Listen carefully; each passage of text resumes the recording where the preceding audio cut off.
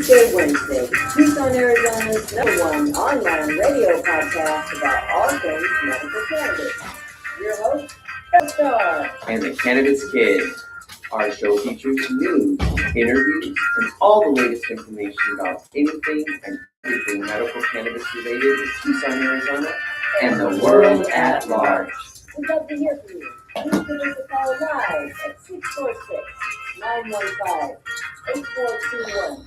You can like us on Facebook, follow us on all social media, or email dhctucson@gmail.com. We'd like to thank Tumbleweed Health Center and Studio C, along with our many sponsors, for hosting our show every week. With the lowest price for locations in town, you'll find hemp products, accessories, and all things related to medical cannabis education. Visit Tumbleweed Health Center at 4846 East Broadway Boulevard, or online at tumbleweedhealthcenter.com. And remember, Be smart, be safe, and educate. Woo, woo.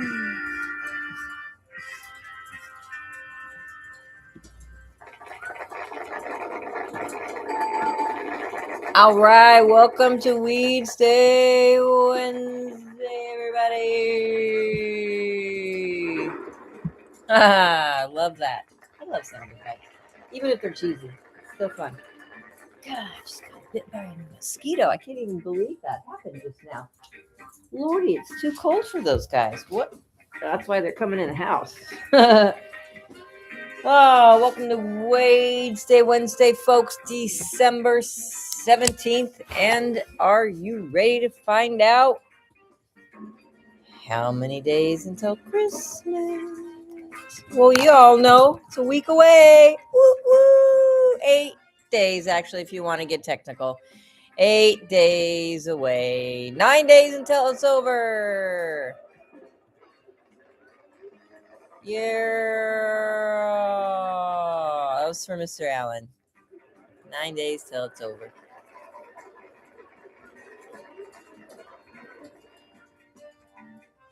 And that's why we love you. As my friend would say, it's part of your charm. It's part of your charm. All right, welcome to Weedsday Wednesday, everybody. Belle Star here. Cannabis Kid, Silver Sister are out there in the world. And, nope, don't let it happen. All right, I caught it just in time. If you hear some crackling in the background, I've got a rip-roaring fire going on TV. Yeah, I love it because seriously, this is the old school kind. This looks exactly like my fireplace from growing up. With the damn metal screens. Oh my God. Metal handles. You had to have mittens to move the thing so you could put wood in the fire. So you close these screens. This is hysterical. This is seriously with the pokers and everything. I mean, that looks like someone took a picture identically of our fireplace growing up. That is insane. Like even the fireplace pokers, the sweeper, the scooper, everything. It's identical. Someone had, this is why I love AI. Because this is all this crap is. Someone got a picture from the 70s and put it to fire. Literally. This is great. That's what this is fun for. Now, not knowing who's calling you, if anyone really is calling you. Man, that's some scary stuff. My mama used to say, believe none of what you read and half of what you see. Well, you can't believe any of what you see now. It's all very, very weird. Yeah. Yeah, crickets. All right. Well, let's see what's going on in the world of weed.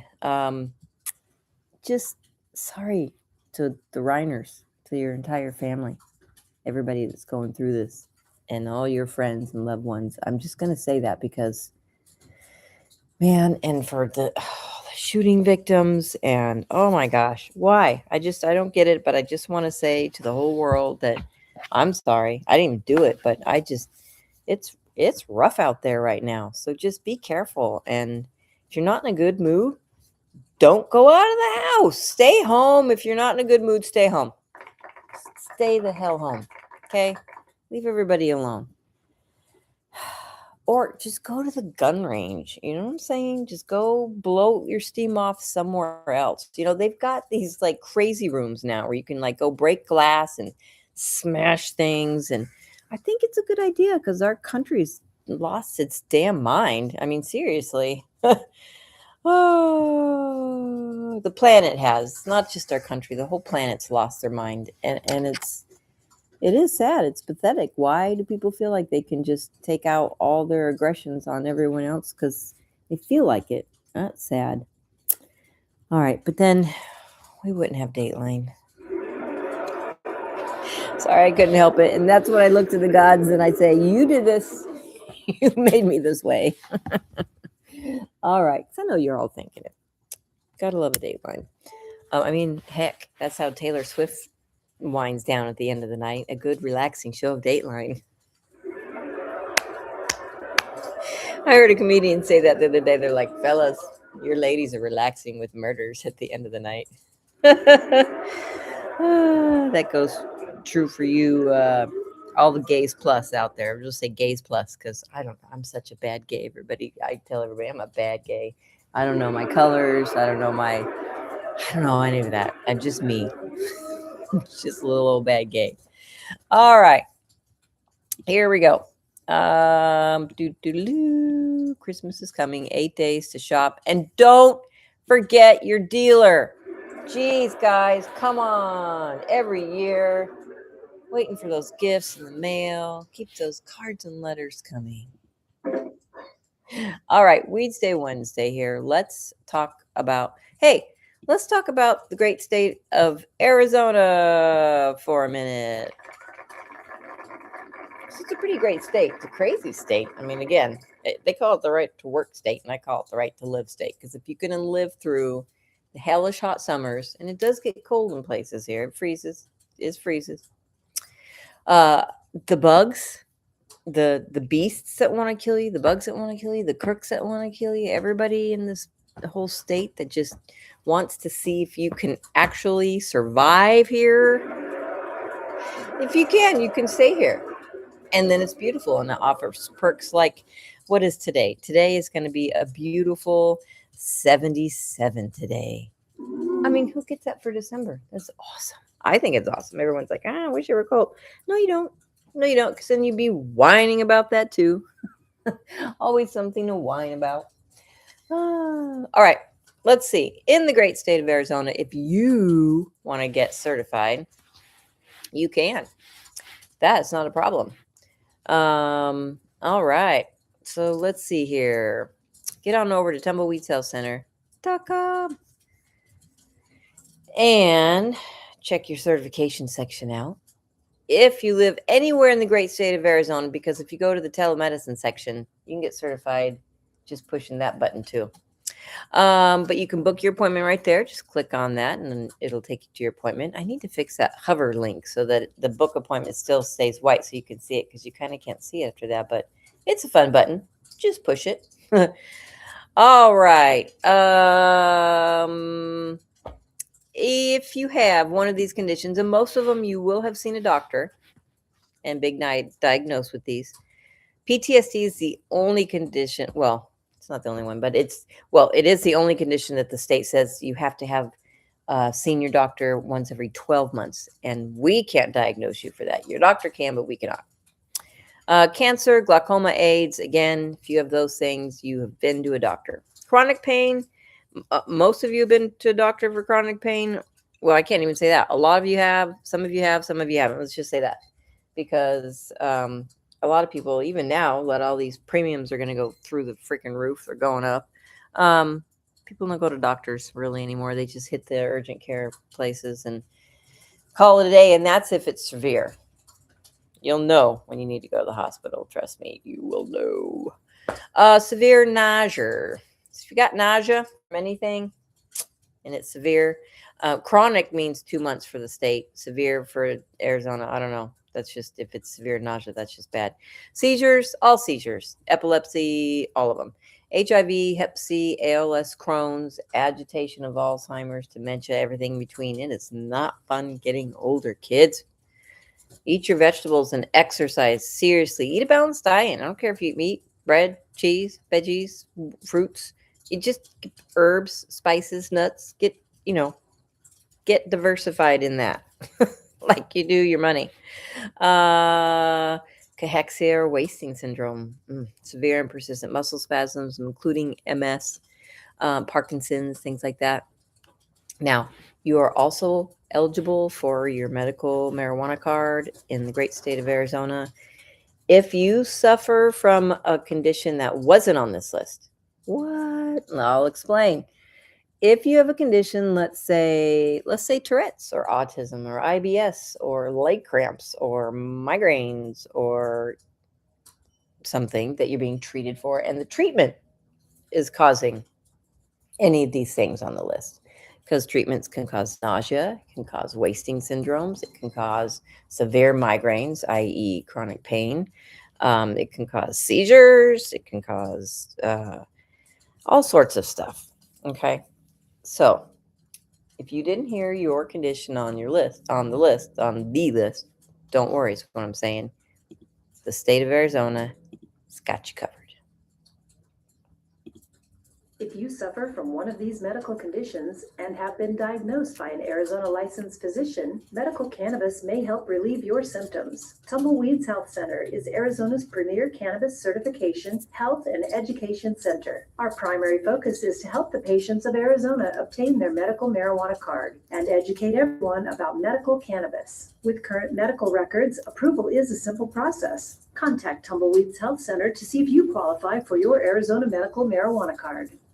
Are chronic conditions holding you back from a happy, healthy life? Get on the right track with Tumbleweeds Health Center. Our CBD products are formulated to fit your health lifestyle. I would definitely say that CBD has changed my life. I mean, I don't worry about my dog anymore, and I don't worry about sleeping anymore. Tumbleweeds Health Center, voted #1 health center in Tucson, has created a proprietary number of CBD blends, each designed to promote health and well-being. Let Tumbleweeds Health Center show you how CBD products might help you improve your life the natural way.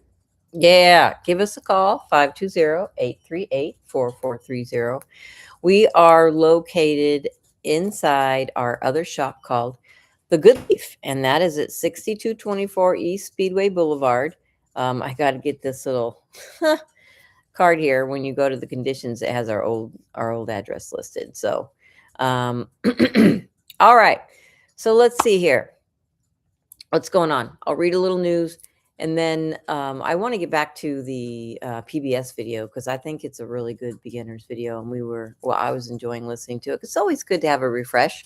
And there are a lot of people coming new to, hi, big guy, to the radio station here. And we like to give them a little briefing of a little history of cannabis and how we got to where we are. I can't believe that literally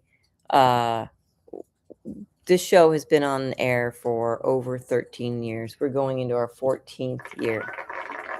That's a long time to every Wednesday hang out and smoke weed and read you stories. I love it. I love it. All right. Okay, let's see. Where did I find a news article? Oh, Cannabis Business Times. Didn't find anything on AZ marijuana and didn't find anything on High Times. So now we're on Cannabis Business Times. It says, Trump prepares to reschedule cannabis to Schedule 3. Yeah, we'll see about that. How long? How many presidents now have said they're going to do something about it? All right. I know it. After weighing the good and the bad, President Trump finally appears ready to direct his administration to follow through on a campaign promise to unlock the medical uses of cannabis as a Schedule 3 drug. After holding a meeting that included cannabis industry executives December 10th in the Oval Office, Trump is expected to issue an executive order directing top officials in his cabinet to reclassify the plant to a less restrictive status under the Controlled Substances Act, the CSA, the Washington Post reported on Thursday. I'd like to know who all the cannabis industry executives are, because I'm doing a radio show. What is the matter? What's the matter, big guy? he wants out, but I don't think he wants to jump through any doors or windows to get out. Well, I know that, so we're gonna go open the door for you. Were you one of the cannabis business executives? This way, buddy. Was that you? Were you sitting around smoking spliffs, talking about weed to the prez, saying, "Hey, yo, dude, he does need a bong hit. Man, he needs to just take a chill pill, that guy." And what is it, big guy? Yeah, what is it? All right. Well, Health Secretary Robert F. Kennedy Jr. and Centers for Medicare and Medicaid Services Chief Mehmet Oz also attended the meeting, while the president joined. President phoned in U.S. House Speaker Mike Johnson, who opposed the plan, arguing that several studies and data don't support the move, the media outlet reported. Under its current Schedule 1 listing alongside heroin, LSD, and ecstasy as drugs with the highest potential for abuse, the federal government does not recognize cannabis as having currently accepted medical use in the United States. This would change under the White House's expected plan to reschedule the plan. However, the president cannot unilaterally reschedule cannabis, and he hasn't finalized his decision. Within the executive branch, the CSA vests the Attorney General with the authority to schedule, reschedule, or decontrol drugs, meaning U.S. Attorney General Pamela Bondi holds the keys. While the Attorney General has traditionally delegated this authority to the DEA since the agency's establishment in 1973, some cannabis legal experts argued that former Attorney General Garland undelegated this authority for a Schedule 3 proposal under President Joe Biden. The report that Trump plans to direct his cabinet to ease restrictions on cannabis comes 4 months after the president told reporters during a press conference on August 11th that his decision would come over the next few weeks. Quote, "It's a very complicated subject. The subject of marijuana," he said in August. "I've heard great things having to do with medical, and I've heard bad things having to do with just about everything else. But for medical and for pain and various things, I've heard some pretty good things. But for other things, I've heard some pretty bad things." Oh, my Lord. This pending decision could mean that the proposed rule that Garland signed on in May 2024 to relist cannabis as a Schedule 3 substance would be back in play after being sidelined by the administrative process in early January. While relisting cannabis as a Schedule 3 substance wouldn't legalize or decriminalize the plant or solve industry banking problems, it could open the door for Food and Drug Administration, the FDA, approval of more cannabinoid-based medicines, and further sway public opinion and state reform efforts. Yeah. Perhaps most notably related to the longevity and legitimacy of the licensed industry, a Schedule 3 listing would allow state-sanctioned cannabis businesses to deduct ordinary business expenses such as payroll, rent, and utilities from their federal taxes under Section 280E of the Internal Revenue Code. Quote, "This monumental change will have a massive positive effect on thousands of state legal businesses around the country," Brian Vicente, founding partner at Vicente LLP, said in a statement provided to Cannabis Business Times. Quote, "One dominating inequity cannabis business face is the inability to deduct regular business expenses since they sell a Schedule 1 substance. Rescheduling releases cannabis businesses from the crippling tax burden they have been shackled with and allows these businesses to grow and prosper. We work with hundreds of licensed cannabis businesses, and the ability to deduct ordinary operating costs under the Schedule 3 proposal is a game changer for them. Leading up to this point, Trump has had several options for his administration, including picking up the rescheduling process where the Biden administration left off with an administration law judge hearing. Will Trump's signal for rescheduling be different? Although the president seemed willing in the week's Oval Office meeting, in this week's Oval Office meeting, the Washington Post reported that no final decision has been made. And so many presidents just keep saying they're going to do something about it. Oh, I promised it. They make all these promises and then nothing happens. And he's no different. No different at all. If anything happens in the next 3 years that he's little over 3 years that he's still in here, it would be a miracle. That's all I have to say about that. It's just sad. You cannot say that it isn't medical use for people, because look at the 44 plus states that have cannabis use in some sort of form. All right. And why did they use a picture of a pot leaf where the top of the leaf is partially missing? That's weird. There it is. If you put the little arrow there, it actually looks like you've filled that spot in. Oh, I know. Can't even help myself. All right. So what we're going to do now is we're going to cut to break. We're going to play our favorite song. And then we're going to go back to the finishing up the PBS special that we were listening to while I was watching. You were listening to last week.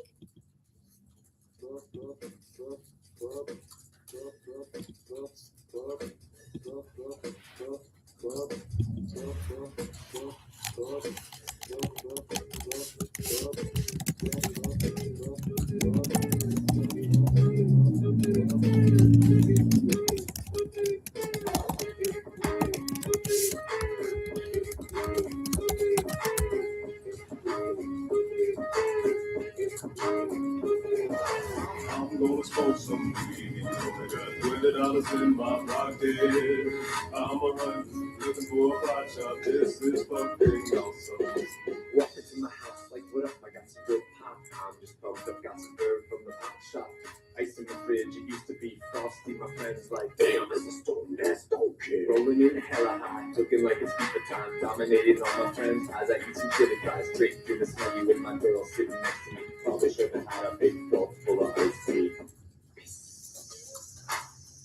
But shit, it was 99 cents. I'll be blazing and smoking, about to go and get some munchies. Passing up on those cracker jacks, Reese's Pieces of where it's at. Gotta get me some soda pop. Cotton mouth has been creeping up. But can't remember where I put my keys. Yeah, that's what's up. I'ma take your grandpa's ride. No, for real. Ask your grandpa, can I take a 65? The bill cruising to my local Publix. Nothing that I've been rolling with two super fly chicks. They have frozen burritos. I bought frozen burritos. I bought some Ben and Jerry's, and then I bought some Cheetos. Hello, my main man Obama. A couple states have just reformed their laws on marijuana. What you gonna do? Send the feds there? Hell no. The DEA's gonna be like, they got volcanoes. I'm gonna smoke some weed. Only got $20 in my pocket. I'm a hunting, looking for a pot shop. This is fucking awesome. I'm gonna smoke some weed. Only got $20 in my pocket. I'm a hunting, looking for a pot shop. This is fucking awesome. What you know about the science of marijuana? What you know about people suffering from glaucoma? They need it, it helps them with their condition. If you don't believe me, then physician.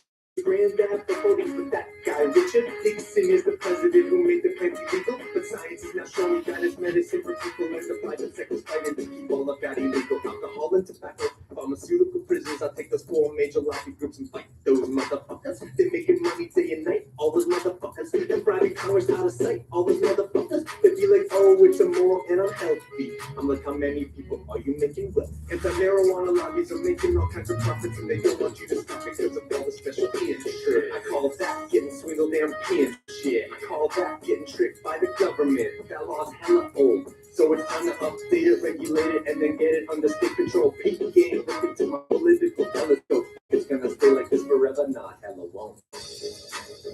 Not hella won't. Hey, mama, stop being a hypocrite.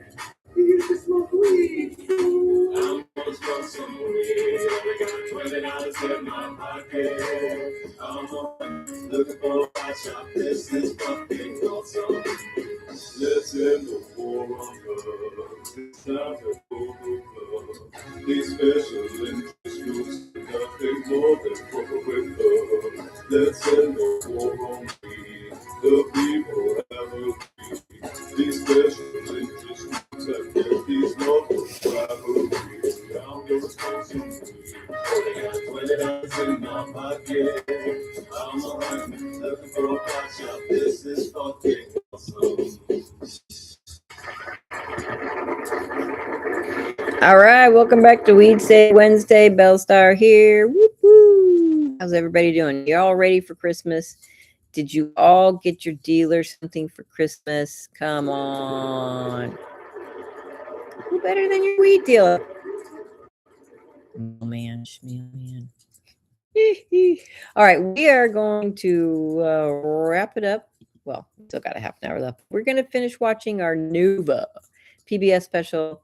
Well, I'll watch you listen. I am going to post this link actually in our blog over here, and you can watch it yourselves. It's good. It's good. All right. So this was actually on in 2021. It's a little old, but not too old. On PBS, it's from Nova. It's called The Cannabis Question, Season 48, Episode 11. We will continue.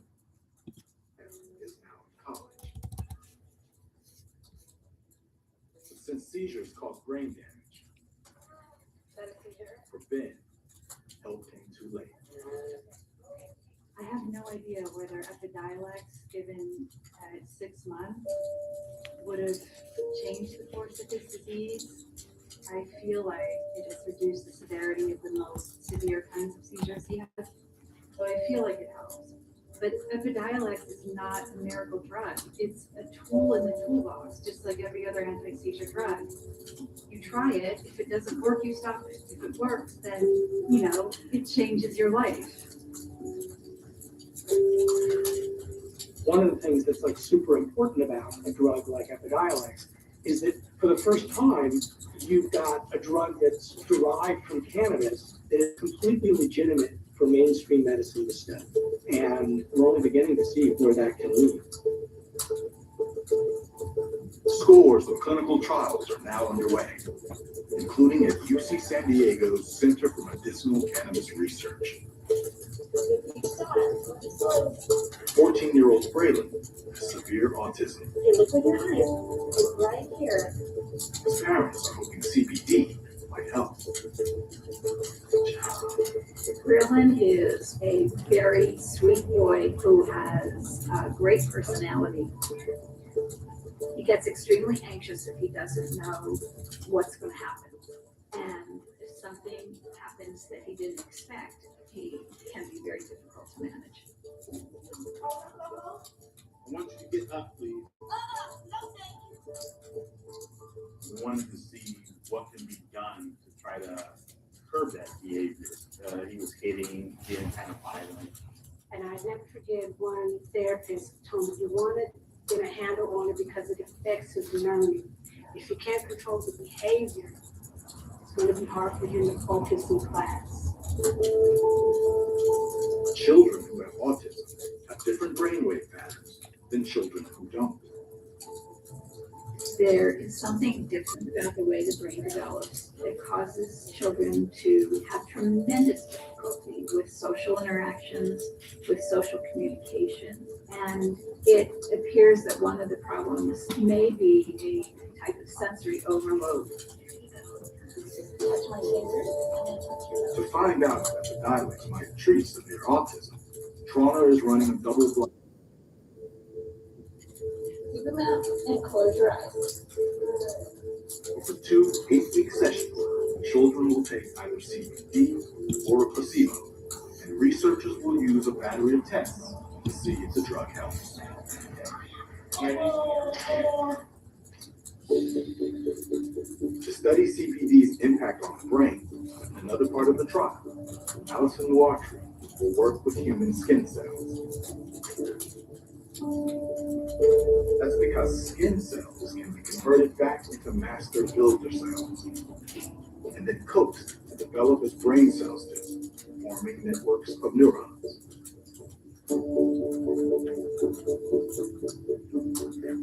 These brain cells, they will actually self-arrange and form what we call a brain organoid. And as they mature over time, they start to become more and more electrically active. That activity is captured by electrodes placed beneath the cluster of brain cells. When their neurons fire, they create electrical signaling comparable to a developing brain. Next, the brain cells are treated with different doses of CBD to see if the drug has any impact.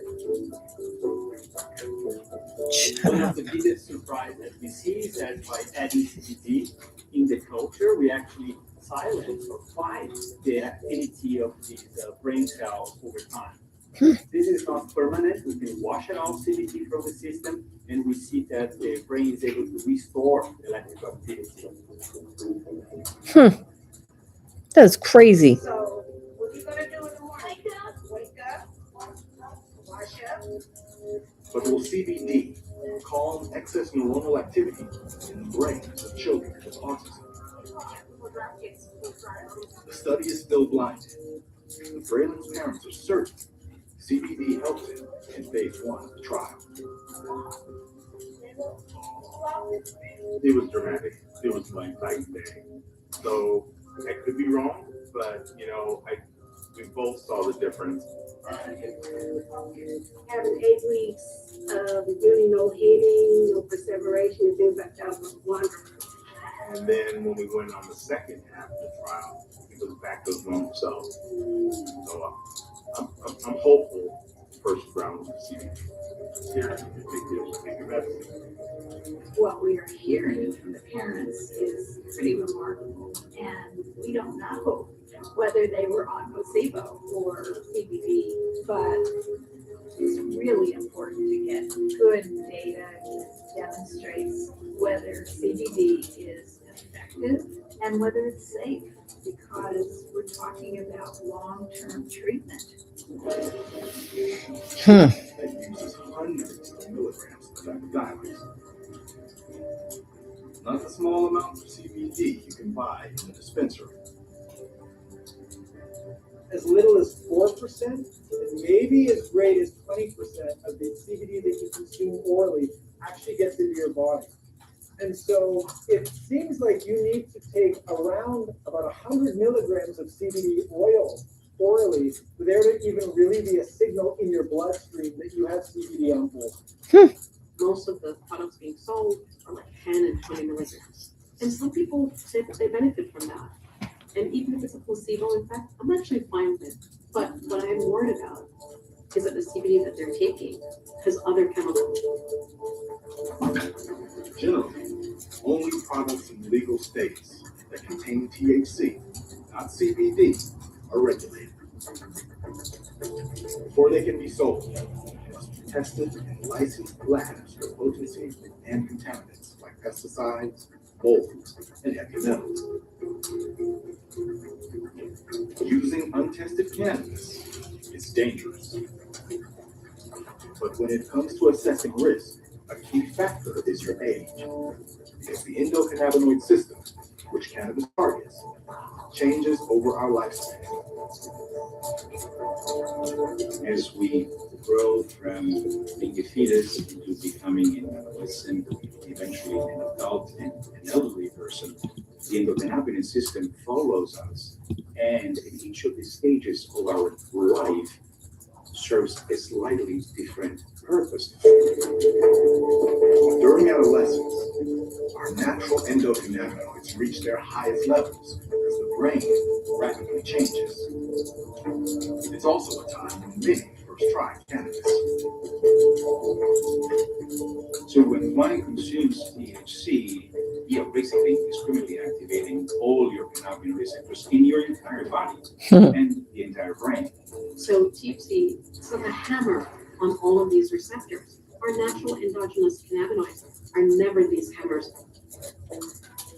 To understand the impact of cannabis, clinical psychologist Joanna Jacobus has scanned over 1,000 teenage brains to search for differences between those who use the drug and those who don't. Today, she's evaluating Angel, who has smoked cannabis at least once a week for the past year, and is curious to learn about about its impact. All I needed to really hear is like, hey, oh, you want an MRI of the brain? Yes. Like that to me, that's like really cool. I know it's nerdy, but like the substance you're doing, you don't get to see what it does to your brain.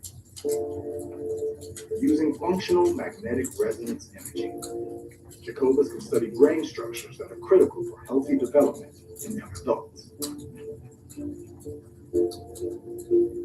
The brain is rapidly changing from infancy to childhood, adolescence, into young adulthood.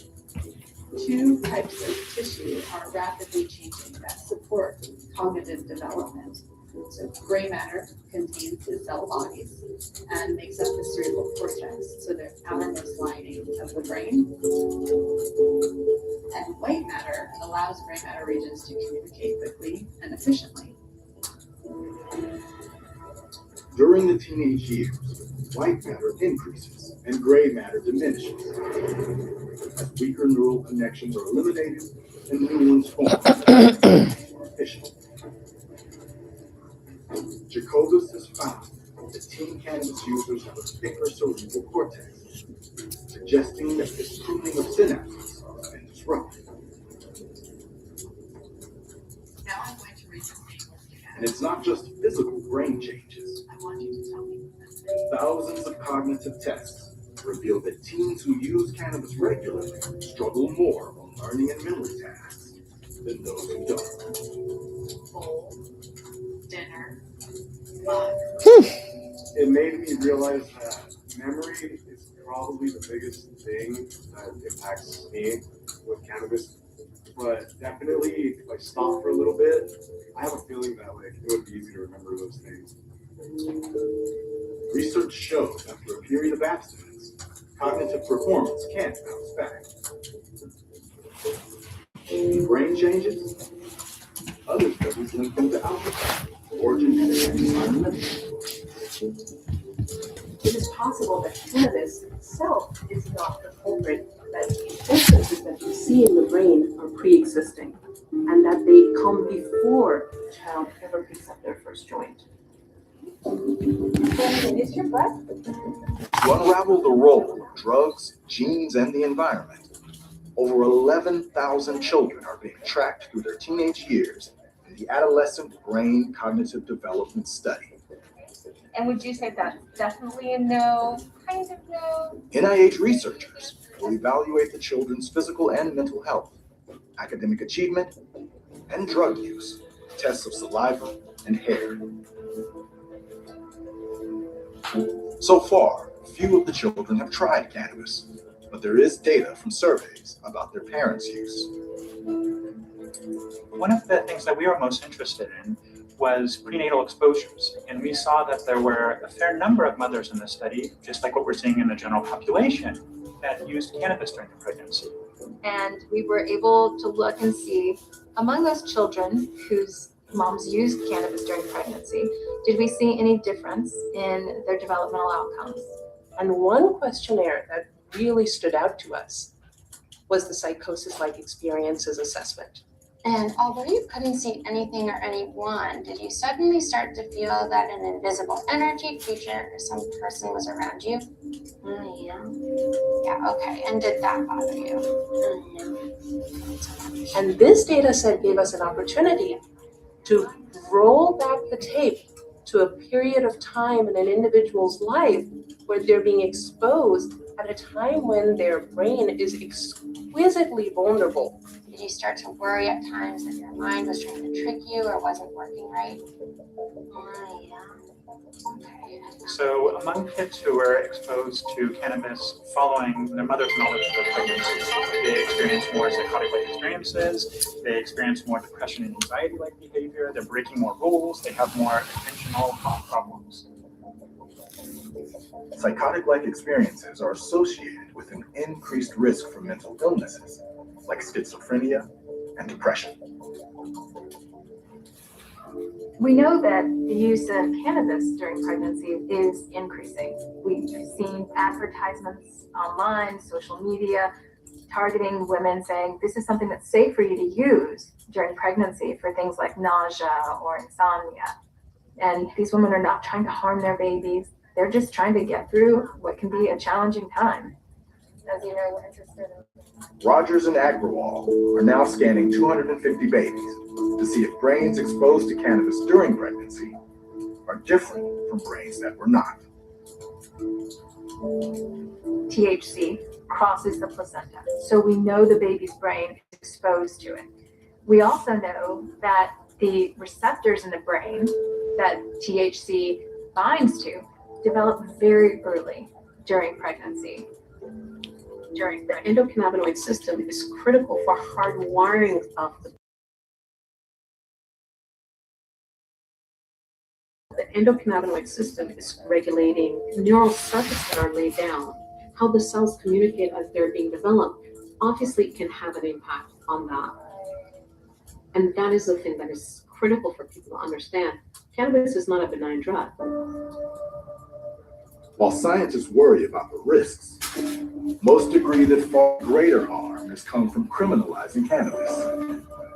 Starting in 1937. Treasury Department intends to pursue investigative no peddling officer. Harry Anslinger, head of the Bureau of Narcotics, stoked racism towards Mexican immigrants by demonizing their word for cannabis, marijuana, and claiming the evil weed corrupted users.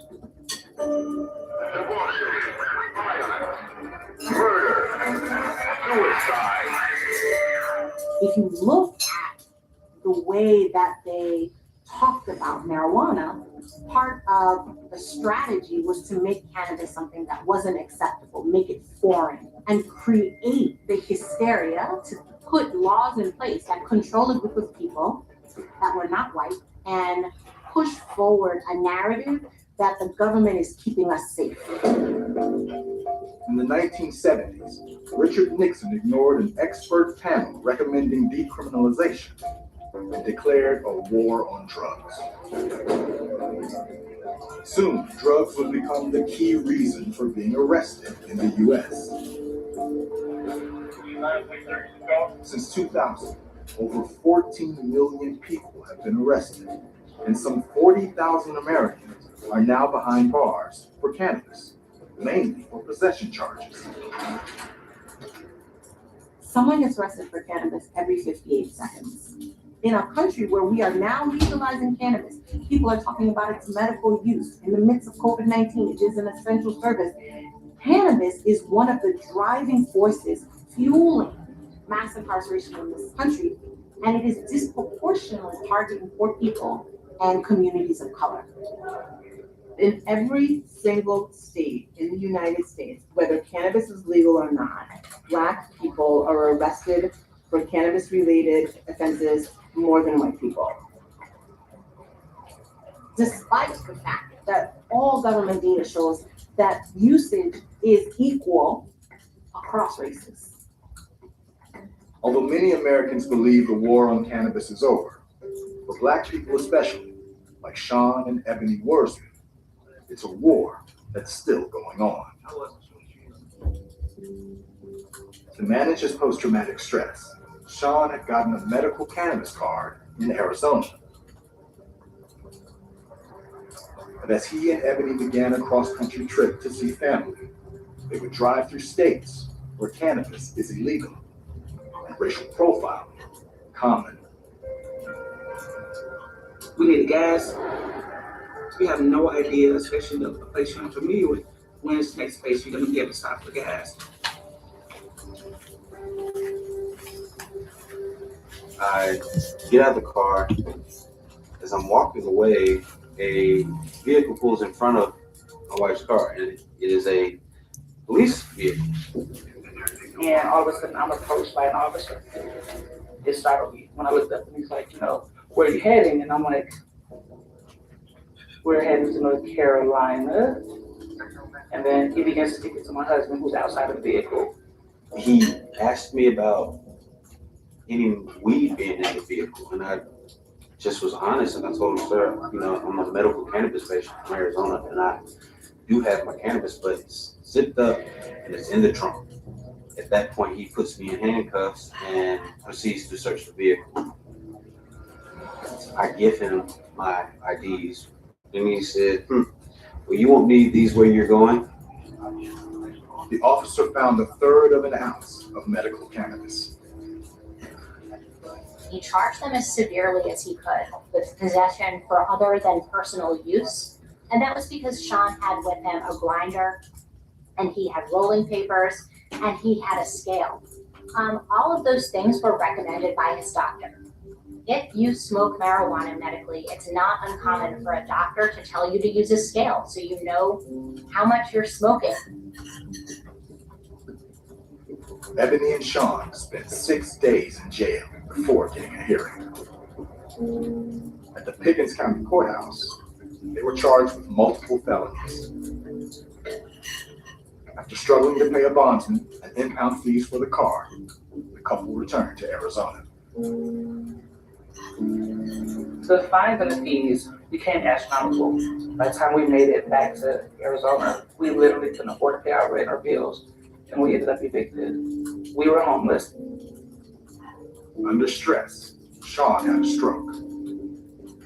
Eventually, Ebony's charges were dropped, but due to prior minor convictions, Sean was sentenced to 5 years and put on probation.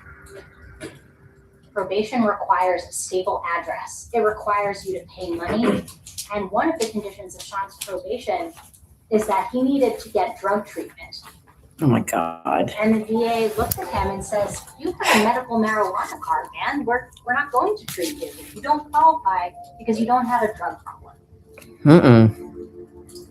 Now what? Probation and parole, they're just traps to send you right back, to keep you in their grasp. You want to lock me up for not having a job. You want to lock me up for not having a place to stay. How am I supposed to get these things if I can't get a job because you have me labeled as a felon? In March 2020, Sean was extradited to Alabama to serve the remainder of his sentence behind bars. I see the harms of the war on drugs every single day. Oh, Lord. All of my patients' lives. It is so clear. There's not a single family that I know that doesn't have some member who's been arrested or incarcerated.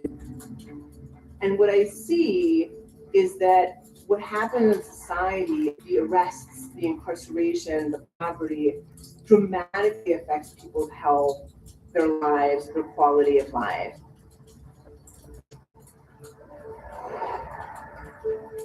As criminalization destroys lives, at the same time, the cannabis wellness industry is thriving. One entrepreneur is Eugene Monroe, a former football player who believes cannabis can help address chronic pain. Playing in the NFL was a lifelong dream. I love the sport, that explosive power to propel my body and essentially flatten people. Each time that happens, each time your brain rattles in your skull, you pay a price. The job creates a need for pain relief inherently. So I was given a lot of opioid drugs, which would let you go into a game with acute injuries and perform because you don't feel that. I was taking my oxycodone just as prescribed and saw my daughter walking down the hallway and didn't recognize her. And I realized that they were causing a serious issue, and I stopped taking them. And that's the point where I decided that cannabis is a better option. Cannabis didn't just allow me to cut back on opioids, it allowed me to eliminate all pharmaceutical drugs. It hasn't cured my injuries, but what it did for me was alleviate my pain. So I felt motivated to go in the gym and work out and take care of my body. We know that cannabis leads to less pain, and it alters people's ability to tolerate the pain. It affects the immune system and reduces inflammation. It's certainly safer than other medications that we've been using for decades. Monroe is now a partner and consultant for one of the nation's largest cannabis companies. Yet, while many praise the benefits of cannabis, some scientists warn there are risks, especially for those who use it daily. 9% of users will develop a cannabis addiction. One is Paul. I was in my junior year of high school, and it was a 400 freestyle relay. The last leg of the race, always you go just as hard as humanly possible. And as it came up from the flip turn and I snapped my head up, I just felt this twinge just right in between my shoulder blades, and it just killed me. But it wasn't until I went into college that it became a recurring detrimental thing, and I started using cannabis to alleviate a lot of the pain and to help me sleep at night because I could never get a full night's rest. Cannabis seemed to cure Paul's Nice, insomnia. clean bongs. I Beautiful. loved how calming it was. I'd have the best night of sleep that I've ever had in my life. And I said, this is amazing. It would be fantastic if we have a drug that would actually calm you when you need it, that makes you feel groovy, more social, and there's no negative consequences. It would be extraordinary. That's not the case. Groovy. Biology basically adapts to stimuli that you give. Cannabis is less addictive and safer than tobacco, heroin, cocaine, and alcohol. Okay, so they've got tobacco at a 32% risk of addiction. Oh, and then, Jesus, annual deaths, 480,000. Heroin, 23% risk with 14,000 deaths. Cocaine, 17% risk at almost 16,000 deaths. And alcohol, 15% risk and 51,000 deaths a year. Cannabis, they say it's a 9% risk and 0 deaths per year because you can't die from cannabis. Kill hundreds of thousands each year. But you can take too much. We're seeing an increase You can. in the number of people that end up in emergency departments with a full-blown psychosis because of the high content THC. Mm-hmm. You got to be careful with anything you take. Mood and motivation. Paul didn't know he had a problem until he needed a drug test for a job. And so I quit. Dun, dun, dun. And almost immediately, I noticed a big change in my mood. They get irritable, they get aggressive, and they feel depressed. There were stretches of weeks that I slept for maybe 2 to 3 hours a night, every night, and that was all I could get. We looked at sleep architecture, and what we found was that when people quit using marijuana, slow wave sleep, which is the kind of sleep that makes you feel rested the next morning, was significantly disrupted. Okay, hi Paul. How are you? In a new clinical trial, Deepak D'Souza hopes to harness the endocannabinoid system to prevent cannabis withdrawal. I need to see if you take the medication, so let's just go through that. When the brain is repeatedly flooded with THC, it reduces the number of cannabinoid receptors. Once a person is dependent on cannabis, abruptly quitting triggers withdrawal. To replace THC, D'Souza is testing a drug that increases our own cannabis-like molecule, anandamide. There was a 2-week period where I was Interesting. taking either the placebo or the study medication and still smoking at the same time. And then I had to quit cold turkey, and the day that I quit, I thought that there was no way I was going to sleep that night. Yes. Well, we'll see. I had no issues. It was very, very easy. I'll never forget that first night that I was able to sleep after not smoking. I woke up the next day in absolute shock and awe. Woo! We are getting down to the end of our hour, folks. I didn't even realize. That it helped people quit. And PET scans reveal that after cannabis is stopped, the brain's own cannabinoid receptors come back. Interesting. We'll have to Our endocannabinoid system look into that. is really powerful. And that's why we shouldn't really play with it that much. A drug may be fine for one person, but it isn't for everyone. There you go, folks. It's not for everyone.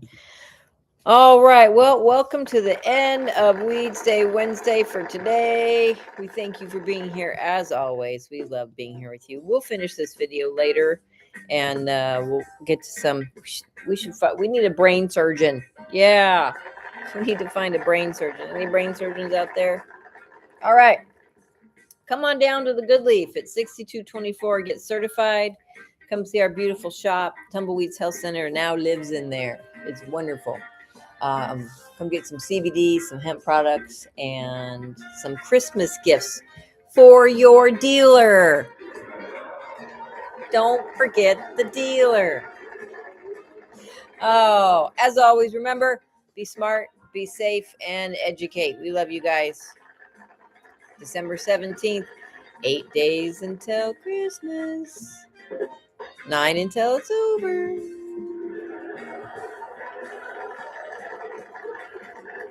Happy Weeds Day, folks. Be good to each other.